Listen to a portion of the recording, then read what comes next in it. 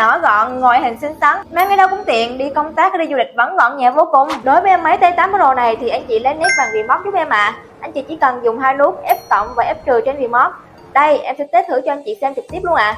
Bấm cộng cho tới khi nào màn hình rõ là được nha anh chị ơi. Máy chạy hệ điều hành Android TV 11, giao diện dễ sử dụng. Anh chị có thể thỏa thích xem phim, nghe nhạc, chơi game trên các app đã được cài đặt sẵn như là YouTube, Netflix hoặc là cài đặt thêm các app khác nếu có nhu cầu ạ. Ngoài ra, anh chị mình vẫn có thể xem truyền hình trực tiếp, bao gồm 150 kênh hoàn toàn miễn phí và còn có thể xem các giải bóng đá trực tiếp được luôn ạ. Kích thước chiếu tối đa lên đến 120 inch, độ phân giải hỗ trợ Full HD, hình ảnh rõ nét, màu sắc chân thật kèm với bộ loa 5W được tích hợp sẵn trong máy, cho ra âm thanh sống động y như một rạp phim mini tại nhà. Với máy này thì có độ sáng là 380 nc, đây là rất phù hợp với các anh chị nào có nhu cầu sử dụng ở phòng ngủ hoặc là không gian tối. Có nhiều cổng kết nối bao gồm cổng HDMI, USB, jack 3.5 nên là anh chị có thể kết nối được với loa, tai nghe,